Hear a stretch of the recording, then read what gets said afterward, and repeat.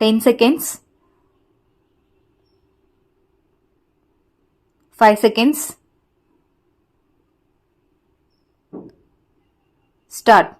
Mr. Deputy Speaker Sir, the address of the Governor has received praise from the government benches and criticism from the opposition benches.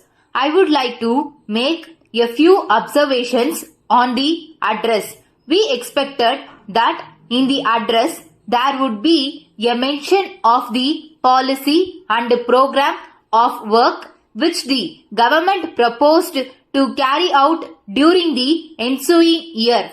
I am sorry that the address is silent on the matter. However, there is one thing which is interesting, and that is the desire on the part of the ministers to get useful suggestions from honorable members of this house. I find that since yesterday members have been making useful suggestions, but I do not know if the honorable ministers concerned are present here to take note of the suggestions, perhaps with the exception of a few like the Minister for Local Administration and the Finance Minister.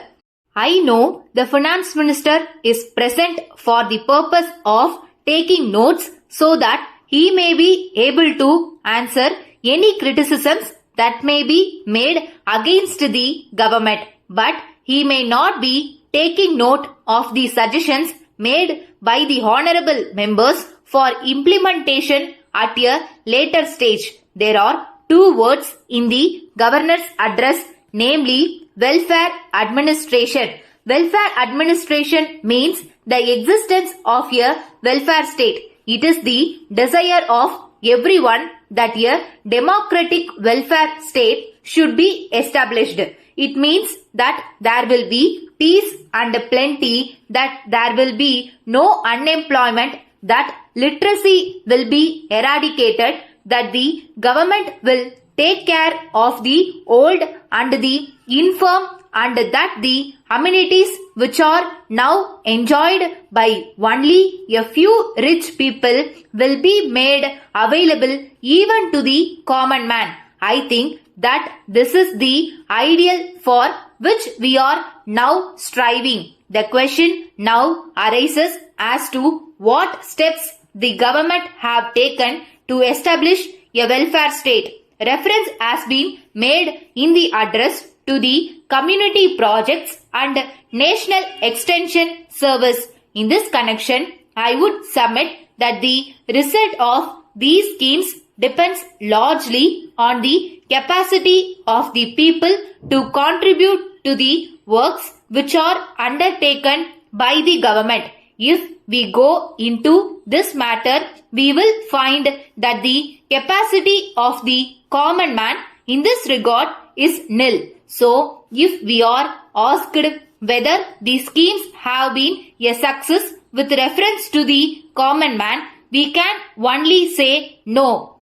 It is said that the advantage that may be gained by these schemes goes only to the richer classes of people, and that the common man is not able to get anything because he is not in a position to contribute money to the carrying out of the work under these schemes. Then I would suggest that the salvation of our country lies in the formation of cooperative units. As we know, the majority of the people belong to the poor classes. So, it is these people who must be helped by the government by starting cooperative firms, and the persons must be made to realize that they have got a share in these firms. It is only then that the interests of the poor persons will be safeguarded. In this respect, we expect that the government will bring in agrarian reforms, but no mention is made in the address about agrarian reforms. There is a large disparity between the salary of government servants and the salary of those in the private sectors. If we pay our government servants low salary, we cannot expect them to be honest in their work. Letter from the Zonal Manager, New India Insurance Company, Kolkata, to Thiru Subramanian, Kolkata. Dear Sir, we are in receipt of your letter of the 10th instant.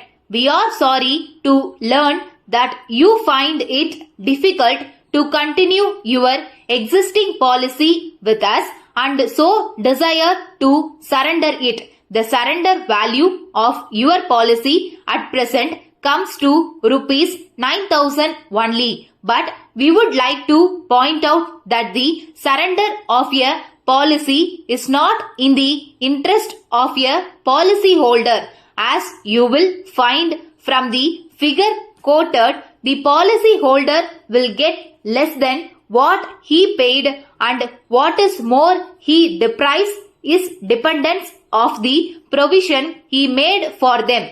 Of course, he may think of buying another policy when his difficulties are over, but apart from the increased rate of premium that it would involve, it cannot be known whether he will then be found medically fit. That is why we try to discourage it. We think that your difficulties are merely of a temporary nature. You are entitled to a loan of 80% of your surrender value. So, we suggest that you may keep the policy in force, taking advantage of a loan from the company. If you decide upon the course that we have suggested above, you may complete the enclosed loan application form and send it along with your policy to us. Yours faithfully.